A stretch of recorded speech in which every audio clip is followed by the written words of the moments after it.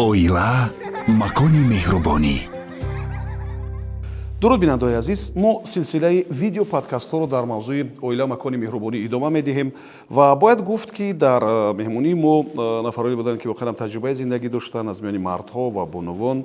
имрӯз мо барои суҳбат даъват кардем аз муаллимаи бисёр азиз, доктори илмҳои фалсафа, профессор Мағфират Хидирзода. Сипос мегӯям барои шумо. Хуб, биёед аз он оғоз мекунем, ки шумо дар мавриди нақши занон дар ҷомеа, яъне ки мавқеи занон дар ҷомеа имрӯза чӣ назар доред ва барои масалан фаъол кардани занҳо дар корҳои масалан сиёсиву дар умуман дар ҷомеа фаъол кардани онҳо барои таъмини баробарии гендерӣ оё мо корҳои кофиро анҷом медиҳем? таи солҳои соҳиби истиқлолӣ ҳамаи он чораву тадбирҳое ки дар самти таъмини баробар ҳуқуқии мардону занон анҷом дода шудаанд, воқеан ҳам корҳое ҳастанд, ки баҳри боло бурдани сатҳи фаъолнокии занон мусоидати комил намуда истодаанд. ва умуман таҳлилҳо нишон медиҳанд, ки дар давраи соҳиби истиқлолӣ дар кишвар як иродаи сиёсӣ дар масъалаи таъмини баробар ҳуқуқи мардону занон воқеан мавҷуд аст. зеро аксари кӯли коршиносони масоили гендерӣ бар он ақидаанд, ки барои ҳалли ин масъала ё ин ки барои ташаккули як сиёсати гендерии муваффақ дар дилхоҳ кишвар пеш аз ҳама иродаи сиёсӣ дар кор аст. ва барои ҳаминам ман фикр мекунам, ки дар ин масъала ин пеш аз ҳама бахти занони тоҷик аст, ки роҳбари давлат, пешвои муаззами миллат дар ин масъала бисёр як мавқеи мусбӣ ва хуб доранд ва ҳамаҷониба тамоми ташаббусҳои занонро дастгирӣ мекунанд ва дар кадом сатҳу дар кадом самте ки набошад кӯшиш менамоянд, ки доим занон дар мақоми шоиста қарор дошта бошанд. боварии комил дорам, ки имрӯз кулли ҷомеаи Тоҷикистон дар бораи он иқдомҳо, дар бораи он ташаббусҳо ва дар бораи он корҳое, ки дар ин сан анҷом дода шуда ҳастанд, аллакай ба хуби шинос ҳастанд, медонанд. ва мо вақте ки дар бораи мавқеи зан мегӯем, мо доим аз ду нуқта назар меафканем. мавқеи зан дар ҷомеа ва дар оила. зеро ин нафаре ҳаст, ки пеш аз ҳама мо мегӯем, ки рисолати аслии зан модарист, тарбияи фарзанд аст. лекин дар баробари ин набояд фаромӯш кард, ки ҳар як зан фарзанди даврони худ аст, фарзанди сарзамину ватани худ аст ва дар баробари дигар рисолатҳо яке аз рисолати асосии вай рисолати фарзандӣ дар назди ин сарзамин аст ва бояд ки кӯшиш намояд, ки албатта як саҳми муносиби худро дар рушди кишвар гузошта бошад.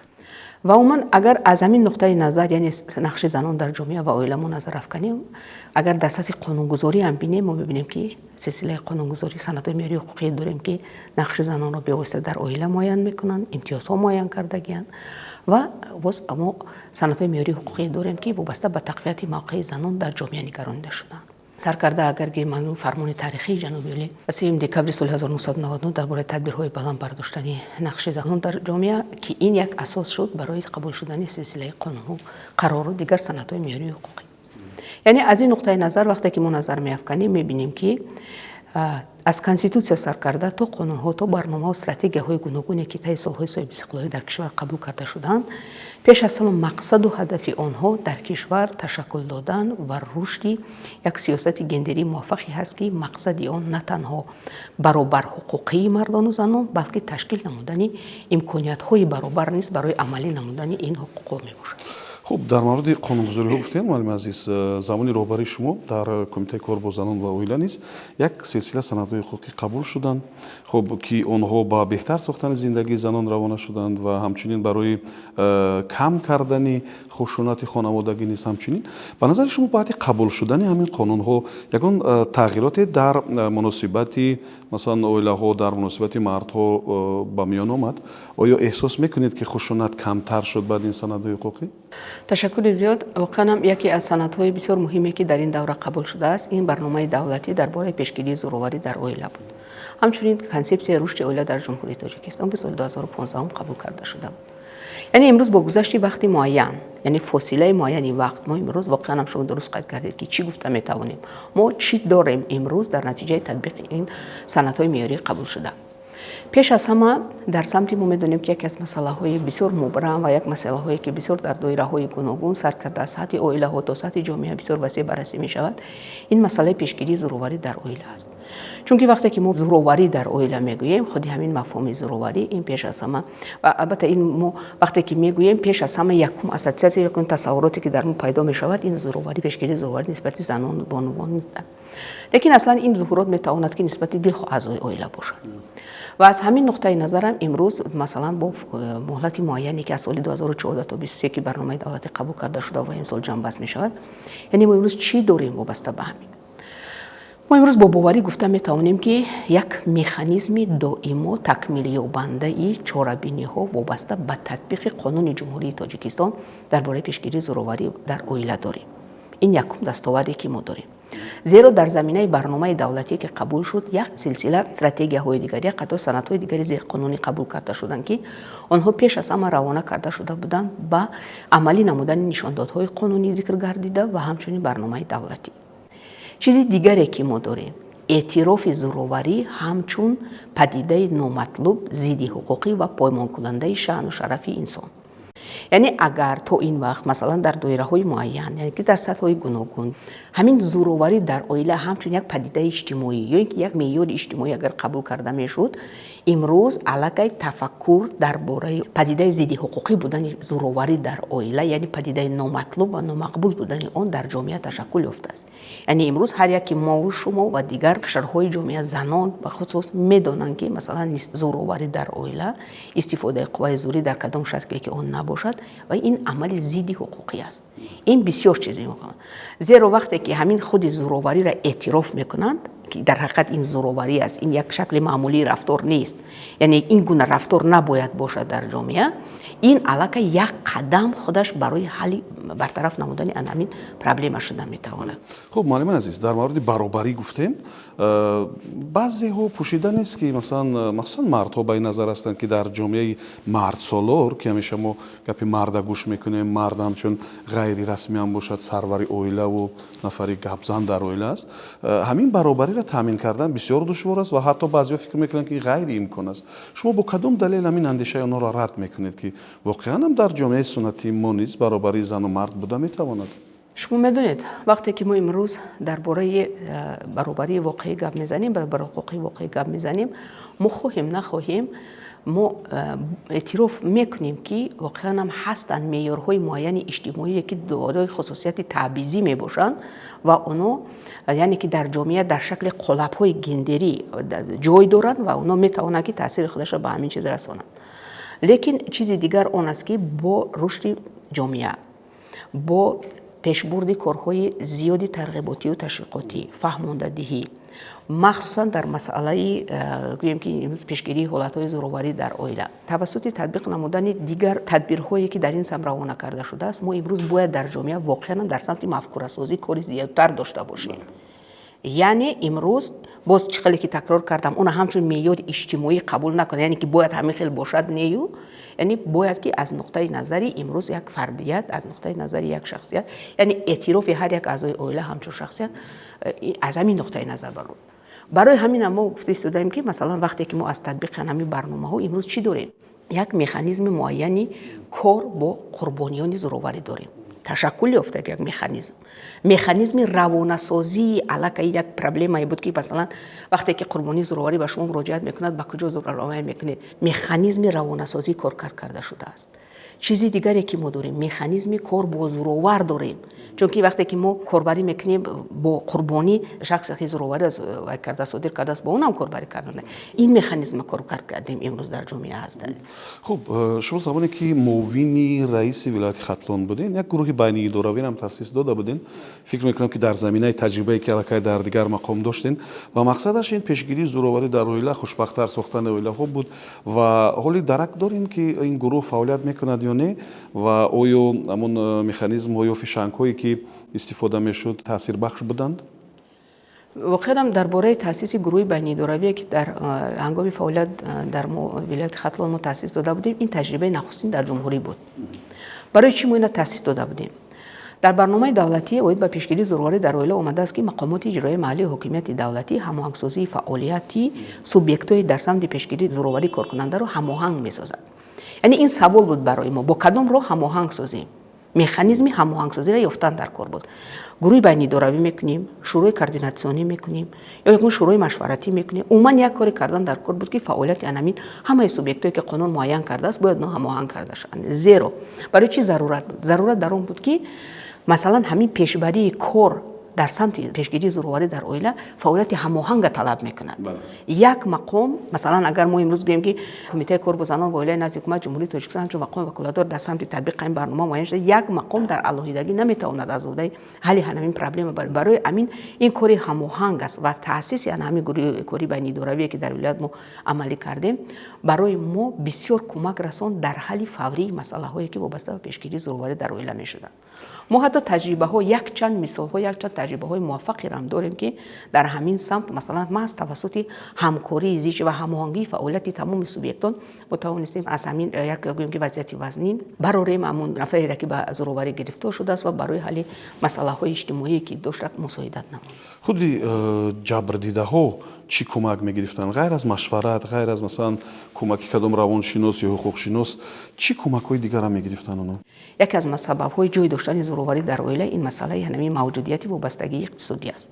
در برابر کمک طبی، در روانی، در برابر کمک مشورتی که ما میرساندیم به آنها، همچنین با مسئله کسب آموزی، با مسئله با جای کار تامین نمودن شخصان نفرانی که به زورآوری گرفتار شده بودند، حتی حالت‌های هم شده بودند که برای گرفتن گرانت رئیس ولایت مساعدت نموده بودیم که چون که اونا توانند یک صاحبکاری خود را تشکیل کنند و پیش برند.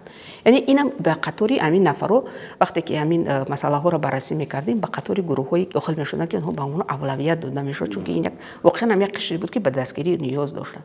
فکر می‌کنم که بسیار درست هم بود خود همین تجربه و یعنی که این یک دوام منطقی فعالیت شما بود در این ولایت که فکر میکنم نتیجه خوب هم دادن و چند سببی علاقه زورآوری در اویلا را گفتین، یعنی بیکاری، مهاجرت، با سبب‌های دیگر کدامند و چه خیلی میشود که مثلا پیش رو این سبب را گرفت یا چه خیلی میشود که مثلا این مشکل را پشت سر کرد؟ ریشه اساسی این عامل اساسی این پیش از همه در طرح جهانبینی، در تفکر و در مناسبتی مثلا اعضای اویلا است. ما امروز واقعا در سمت همین تشکل دادن بالا بردن سطح معرفتی نوخانه‌داران عموما اویلا ها معین تشکل دادن یک میگوییم که دیدی مناسب به زمانه وابسته به همین مسئله، نه تنها در البته جوانان بلکه در نسل کلان ساله و عموما ترغیب هرچی بیشتری مقدس بودن اویلا همچون یک ارزش بسیار مهم که در جامعه یک ارزش بسیار مهم اجتماعی است در جامعه امروز کاربری کردنمون در کار است.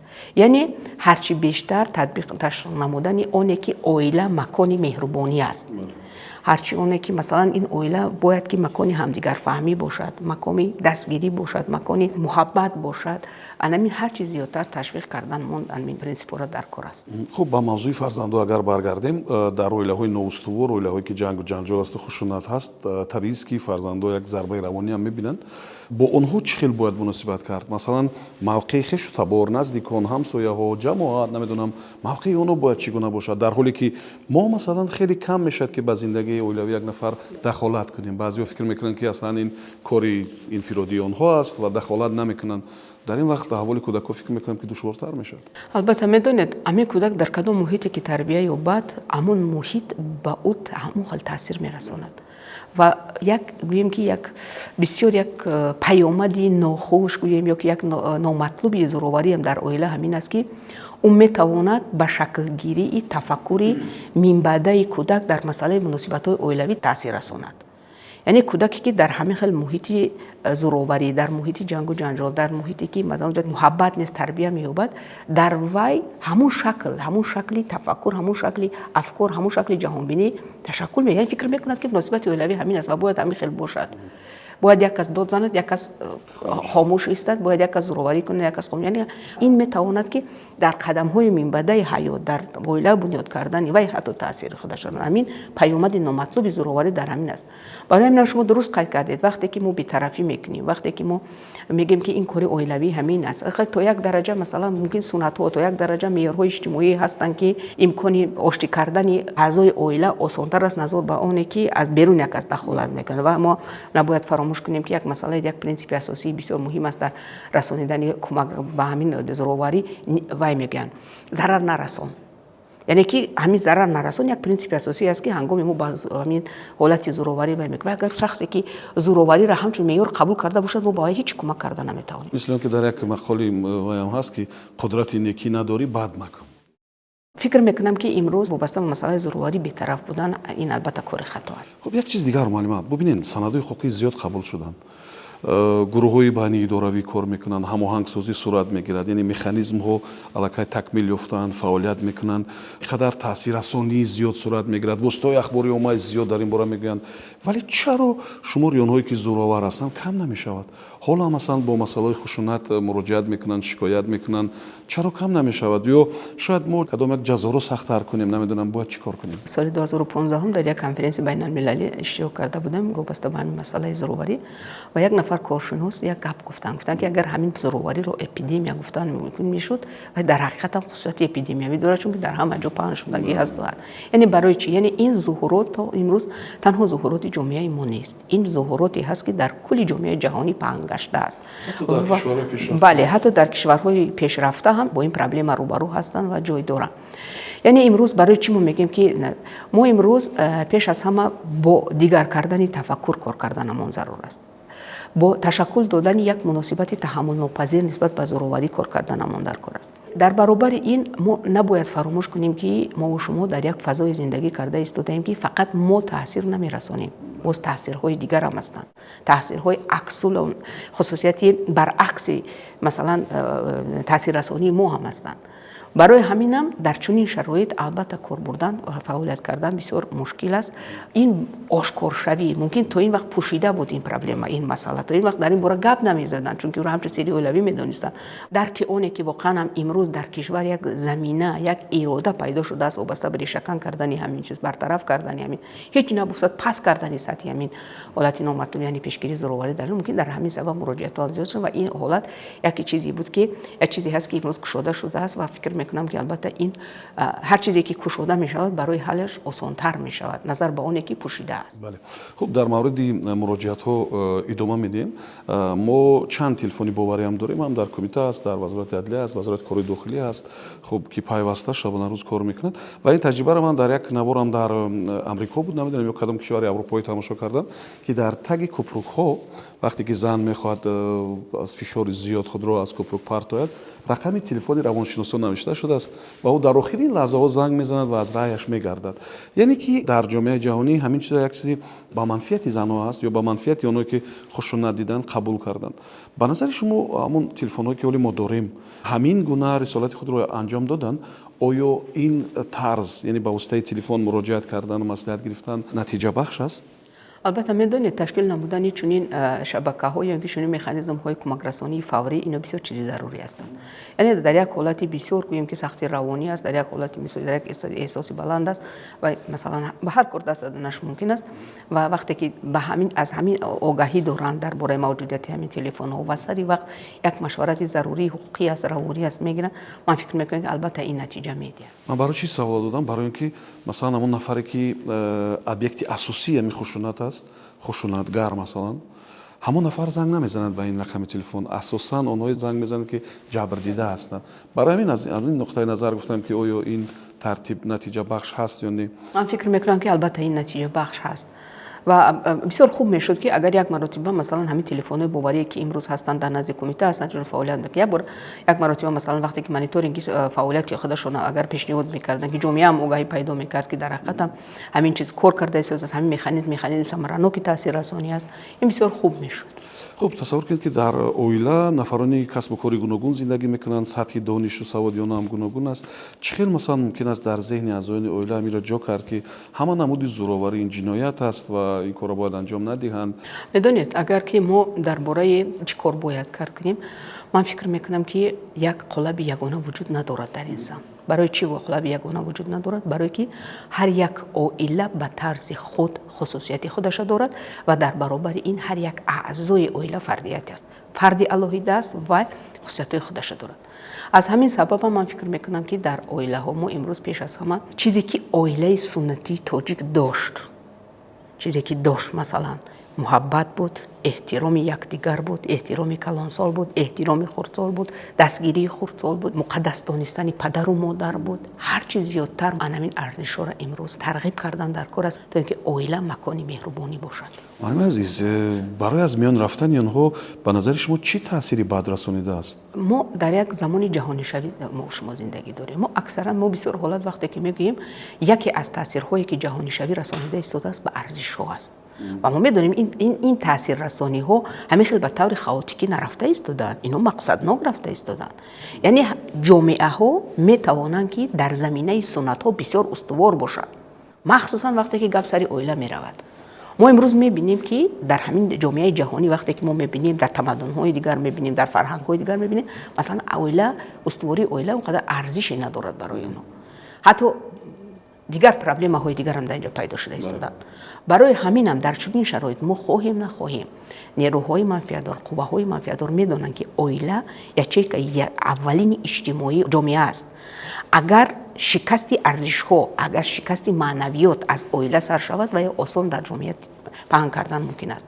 از همین سبب هم امروز نگاه داشتن ارزش عائلوی، نگاه داشتن عائله سنتی تاجیک، نگاه داشتن ارزش‌ها، نگاه داشتن اون گوییم که مقدسات، اعتراف اون همچون مقدسات این بسیار بسیار مهم است و همچنین مشکل هم شده است. بله. خب یک چیز دیگر در ادامه همین سوال، خیلی فهمیش مردم ما دیگر است، مثلا منتالیتی ما دیگر است، دانش و درک ما دیگر است، ارزش‌های ما دیگر است.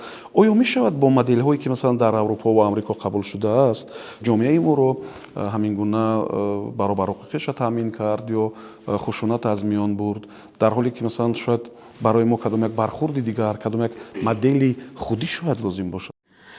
البته میدونید در مسئله پیشگیری زورآوری در عائله هر یک جامعه با مکانیزم های مخصوص خود باید کار کند. درست ما نمیتوانیم امروز نسخه برداری نمودن قالب ها از اروپا و از دیگر امروز واقعا در این سمت پیش از همه ما با در نظر داشت خصوصیت‌های ملی و اتنیکی، دینی و اعتقادی و ارزشی و تاریخی و سنتی خودمون باید که این مسئله ها را پیش بریم. بله. برای چی گفتم معلمه؟ برای که همون شلترها اگر خطا نکنم یا مثلا خودی روند مسکن شوی شاید از نظر قانونگذاری چیز خوب است، ولی مسئله یا مشکلی زنان را حل نمی‌کند پورا. یعنی که برعکس در عائله که او مسکون می شود حالت‌های ناگوار دیگر، حالت‌های روانی دیگر رخ میدن. برای همین گفتم که شاید برای ما کدام یک مدل فرق کننده که خودمون کار کرد کنیم با نظر داشتی فرهنگی که داریم شاید تاثیر بخشتر باشد. درست. اگه مثلا مکانیزم که شما گفتید از آنگولا مسکن شوی رفتیم پیش از همه با مقصد حمایت کودکان عملی کرده میشه، یعنی تا اینکه کودکان به سرپناه نمانند. لیکن حالت‌های زیادی مثلا پیدایش مشکل‌های دیگر جای دارند. اگر درک مهربانی، اگر درک مقدس بودن رابطه‌های خونی و خویش و تباری بگذار نبیره‌ها باشد، بابا دیگران باشد، همین چیزا اگر زیادتر باشند این البته میتواند که یک تاثیر خودش به جامعه رساند. خب پوشیدن است که یک گروه مردها خیلی با موضوع زن و حتی با همین صحبت ما عملی اگر در شهرها ببینیم توجه دیگر دارن، مثلا فکر میکنن که اصلا مرد باید همیشه در خانه زور باشد، گپ زن باشد، حتی میتواند که کم کم جنجال هم کند. این به این اندیشه بسیار پابند هستند. با کدام راه می شود که در ذهن آنها اندیشه مثلا عائله به زورآوری بوده میتواند، همین اندیشه را می شود که در ذهن آنها جا کرد؟ چیکار باید کرد که تا آنها درک کنند که خشونت در همان نمودش این جنایت است، ممکن نیست و عائله های ما میتواند که مثلا به زورآوری و به خشونت وجود داشته باشد؟ من فکر میکنم که قدرتمند همان مرد است که در تربیه و پایداری عائله خودش پیش از همه سهم میگذارد و این سهم رو نه به طریق قوه زوری بلکه با محبت، با دوستداری، با مهربانی نسبت به زن، نسبت به فرزندان خود میکند. یعنی امروز در حقیقت هم هست حالتایی که مثلا چنین شکل فکرانی هم تفکر هم هست، یعنی چیکار کنیم؟ اینو قالب‌ها هستن. баъзан خب қолабҳое ҳастанд ки қолабҳои стереотипҳое ҳастанд ки ино таги садсолаҳо қариб ташаккул ёфтанд ва инора якбора дар 10 20 решакан кардан бисёр кори мушкил аст. яъне пешбурди корҳои зиёди фаҳмондадиҳӣ, тарғиботӣ, ташвиқотӣ, маърифатӣ ино метавонанд ки албатта таъсири худашонро ба шаклгирии як муносибати нав ва тафаккури нав дар ин масъала мусоидат намуданд. ва воқеан ҳам нафаре ки масалан тасаввур кунед ки 30 сола аст, 40 сола аст, хуб як бор ё ду бор шояд оиладор шудааст, дигар мешавад ки ӯро бозтарбия кард, аз нав тарбия кард. оё дер нашуда барои ин? дар ҳама ҳолат зиндагии худаш тарбиятгар аст. агар амин ҳар як нафаре ки масалан барои рафтори худаш масъулият эҳсос кунад ки барои рафтори худаш ҷавоб бояд гӯяд, ӯ метавонад ки ҳамин аз таҷрибаи худи рӯзғору зиндагӣ барои худ як чизе гирад. خب نظر شما وابسته به والدی مثبت چی است؟ یعنی چه خیلی میشد که همین فرهنگ والدی مثبت رشد داد، خب آموزی کرد، چه خیلی میشود که مثلا ما مناسبت سخت گیرانه رو با مهربانی و با فهماندگی با طرز دیگر عوض کنیم و در این سمت از کدام مدل و اصول ها باید استفاده بریم؟ البته والدی مثبت یک طلباتی است، یک احتیاجاتی است که در جامعه واقعا جای دارد. متاسفانه بعضا حالتایی میشود که ما در تربیه از آنمون حد و حدودی معین کرده گذشته تا به زورآوری دست میزنیم. وقتی که به زورآوری دست میزنیم این حتی میتواند که به محو کردن تربیت در کودک آورده رساند. یعنی این میتواند پیامدهای چنین نامطلوب داشته باشد و از همین سبب هم امروز هرچی بیشتر ترغیب نمودن والدی مثبت، یعنی که یک مناسبت مهربانانه با محبت داشتن نسبت به فرزندان، نوابسته به آنی که کدام رفتار را صادر میکند، در همه حالت دستگیر و مددگار بودن، راهنما بودن بسیار عامل ضروری و بسیار عامل مهم است. در اویله‌ها طبیعی است که بعضا میگن مادر چگونه دختر نمونه. بعضا وقت میشد که اویله‌های جوان مدل اویله‌داری والدانشون نسخه برداری میکنن، میگیرن و مورد استفاده قرار میدن. چه خیلی ما باید به آنها فهمونیم که مثلا این مدل میتواند خطا باشد. یعنی شما میتونید از وارینت دیگر، از راه دیگر با اصولهای والدی مثبت، مثلا با طرز زندگی اویله بیش خشونت میتونید که خوشبخت‌تر باشین. چه خیلی در ذهنی جوانانی که اویله‌دار میشن همین چیز را جا کرد. امروز در این سمت یکی از کارهایی که ما باید انجام دهیم این پیش از همه بالا بردن سطحی همین معرفت اویله‌داری است. بله شما درست قید کردید، وقتی که کودک چه خیلی مناسبت میبیند همون در خودش تربیت میکند، لیکن توسط بالا بردن سطح معرفت، سطح دانش، سطح جهان وسیع نمودن جهان بینی ما میتوانیم که واقعا در این مسئله موفقیت داشته باشیم و در دیگر نمودن تفکر نسل جوان در این مسئله مساعدت کرده باشیم. یعنی آن چیزی که به من روا دیدند و به من معقول نبود، من همون باید که نسبت به فرزند خود یا اینکه به اطرافیان خودم روا نبینم. خب در این مسئله معلومه نظر شما چی است؟ آیا هست ساختاری که مسئولیت یا عهده‌داری زیادتر دارد؟ یعنی کارا باید محض همین ساختار انجام دهد. آیا در این مسئله میگونه جدا کردن درست است؟ من فکر میکنم که این مسئله را در مثلا با عهده یا که دوش یک ساختار موندن خطا است. زیرا این مسئله هست که امروز کلی جامعه سری آن باید کار کند، هر یک فرد باید کار کند که توی متوانیم در این سمت با موفقیت نائل شویم. در مورد نکاح‌های بروقتی معلومات چه نظر دارین؟ زیرا که خب برای تامین استواری عنعنه‌های نیک و ارزش‌های اویله‌داری، همچنین برای رشد فرهنگی به نقشه‌گیری اویله و فرهنگ زندگی شایسته این نقشی بسیار مهم دارد. یعنی نکاح‌های بروقتی از کدام راه میشود استفاده برد؟ زیرا که حالا هم مشاهده میشود که ما خیلی جوان دخترانه به شوهر میدیم بی تجربه. البته قانونگذاری کشور ما سن نکاح را معین کردگی است. سن سال مثلا 18 ساله. حالت‌های استثنایی که میتواند با قرار سود یک سال پس کرده شود. لیکن من فکر میکنم که این پیش از همه بله میشود خیلی زندگی است، روزگار است، حالت‌هایی هست که ضرورت پیش میآید. لیکن من فکر میکنم که این پیش از همه از مسئولیتی پدر و مادر، هر یک پدر و مادر. مثلا هر یک پدر و مادر اگر از زمین زندگی خودش اگر تجربه کند میبیند که هر قدری که دختران مثلا چی از دیدی جسمانی چی از دیدی عقلانی مثلا پخته رسیده باشند در زندگی همون قدر آنها میتوانند تحمل پذیر باشند، میتوانند صبور باشند، میتوانند که با عقلانه با شعورانه به همه مشکلات پیدا شونده مناسبت داشته باشند. هرچند که تعدادشان به نهایت کم شدگی است، لیکن اگر حالت‌های هم باشد من فکر میکنم که امروز در این سمت باز کار بردنمون ضرورت دارد. در مورد تحمل پذیری گفتید معلم عزیز، ما همیشه فرزندانمون و مخصوصا دخترها را تلقین میکنیم که بچه‌م باید پرتقد باشی. آیا همین چیز سببی دامن پهن کردن خشونت نیست که او طاقت میکند سری خانه‌اش بیرون نمیبرد و میگه که خی مادرم گفت که تحمل پذیر باید باشی؟ همه چیز یک حدود دارد، حد دارد. در همه کار مناسبت سرسری و سر و سیمه هم میتواند که پیامدی نامطلوب داشته باشد.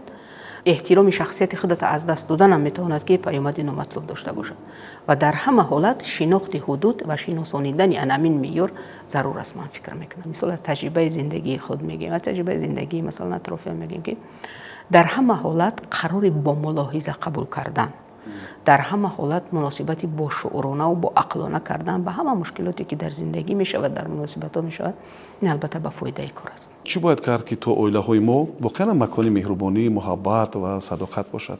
در انتخاب مثلا همسری آینده خود، در همسفری زندگی خود خطا نکردن، با گوییم که یک فرهنگ بلند، معرفت بلند اویله داری با مناسبت های اویلوی مناسبت کردن. پیش از همه شناخت مسئولیت برای آن نقش اجتماعی که هر یک فرد در عائله دارد، نه وابسته به آنی که چی سطح اجتماعی در کدام فنسه و فعالیت نمیکند، شناخت همون مسئولیتی نقش اجتماعی که در عائله دارد و هر چیز زیادتر تلقین نمودن محبت و هر چیز زیادتر تلقین نمودن همدیگر فهمی، این اساسی خوشبختی عائله ها می باشد. خوب بیننده عزیز، وقتی که بانوان دعوت میشن، مادرای عزیز دعوت میشن، صحبت بسیار جالب میشد و امیدوار هستم که شما از صحبت ما قناعتمند بودید. من صمیمانه سپاس میگم به معلم بسیار عزیز مغفرت خدیرزاده، خب دکتر علم های فلسفه، پروفسور، که واقعا این موضوع بسیار خوب میدونند، در تهیه قانونگذاری ها و سندهای حقوقی سهم دارند و تا حالا در این سمت فعالیت میکنند و امیدوار هستم که اندیشه های خیلی سازنده اینجا برای ما بیان کردند و مهمتر از همه انتخاب درست در عائله، مهمتر از همه درک مسئولیت خود در عائله، این باعث خوشبختی عائله میشد و از همه مهم این مهر و محبت و صداقت است که معلم عزیز گفتن. یعنی بازم برمیگردیم سر همون مقاله که مهر است و محبت است و باقی همه هیچ. امیدوارم که در عائله های ما همیشه مهر و محبت و صداقت وجود داشته باشد و ما عائله های خوشبخت داشته باشیم، زیرا که ما مردم ما ارزنده این گونه خوشبختی و زندگی شایسته هست. تو ویدیو پادکست های دیگر سلامت و کامیاب باشید. اویلا مکان مهربانی.